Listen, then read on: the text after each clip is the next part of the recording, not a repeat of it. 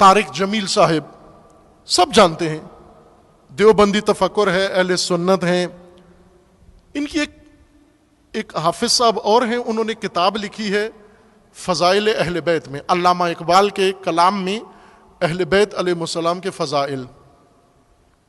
اس کتاب پر تقریض جناب طارق جمیل صاحب نے، مولانا طارق جمیل صاحب نے لکھی ہے.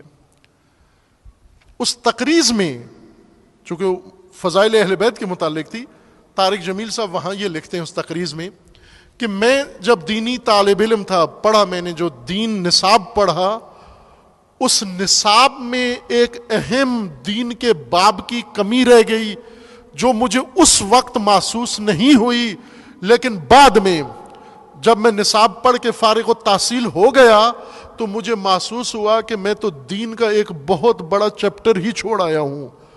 نہ وہ نصاب میں شامل تھا، نہ وہ مجھے پڑھایا گیا، اور نہ کسی نے مجھے بتایا.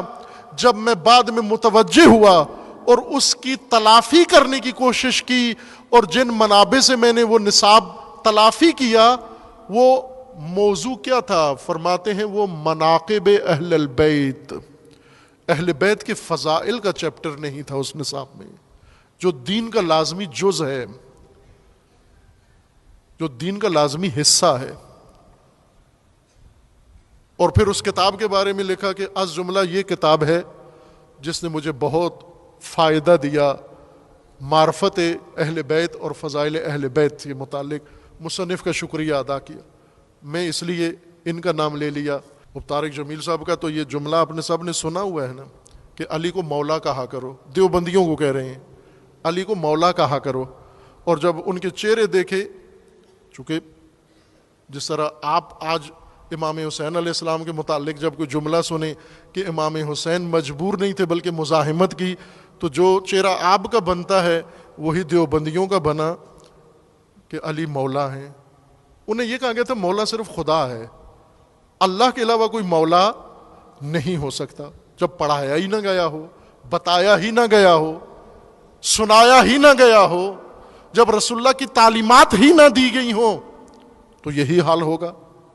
آگاہ نہیں ہے. پھر انہوں نے کہا کہ بھائی مولا کہا کرو، میں بھی مولا کہتا ہوں اور کہوں گا. کیوں کہوں گا؟ چونکہ رسول اللہ نے علی کو مولا کہا ہے.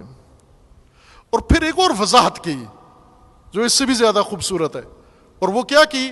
کہا کہ مولا کا مطلب دوست اور محب نہیں ہوتا، مولا کا مطلب سرپرست ہوتا ہے. یہ مولا کی تفسیر شیعہ بھی نہیں کرتا. آپ کسی شیعہ خطیب کو پوچھو مولا کس کو کہتے ہیں، ولایت کس کو کہتے ہیں، وہ محبت ہی نکال کے دے گا اندر سے کہ محبت کو کہتے ہیں.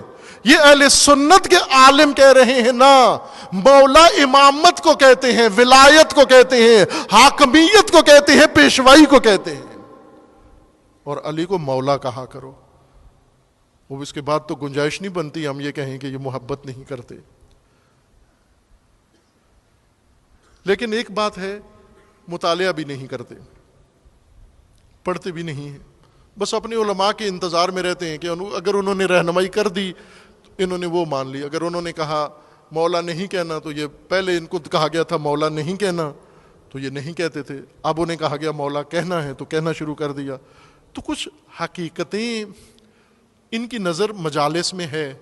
اہل سنت اکثریت ہیں اس ملک کے اندر، کہاں سے یہ محبت اہل بیت اور مکتب اہل بیت؟ انہی مجالس سے اہل سنت پڑھیں گے. اگر ان مجالس میں نہ حقیقت نہ بیان ہو، تخیل ہو.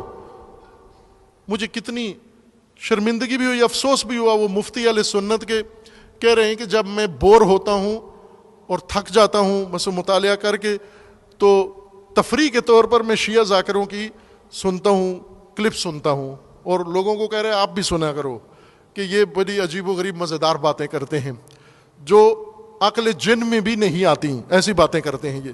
پھر افسوس کے ساتھ کہنے لگے کہ شیعوں کے پاس کوئی عالم نہیں ہے، کوئی پڑھا لکھا انسان نہیں ہے جو یہ سارے عجیب و غریب اینشنٹ کلپ لگا کے اور یہ تشیع پیش کرتے ہو. ایک مفتی اہل سنت کے یہیں پر اسی مسجد بیت العتیق میں، یہاں بیسمنٹ میں نیچے وحدت کانفرنس میں ان کا کلپ موجود ہے، نیٹ کے اوپر دیکھ سکتے ہیں آپ.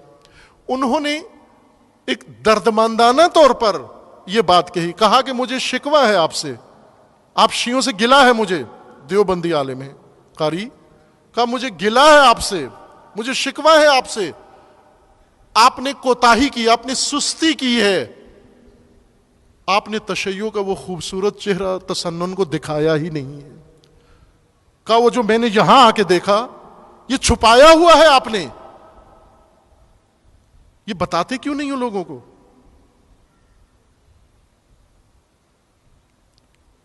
وہ چونکہ خود بھی نہیں پڑھتے، ان کے علماء بھی ان کو نہیں پڑھاتے، اس طرف لاتے ہی نہیں ہیں، دور سے لے جاتے ہیں۔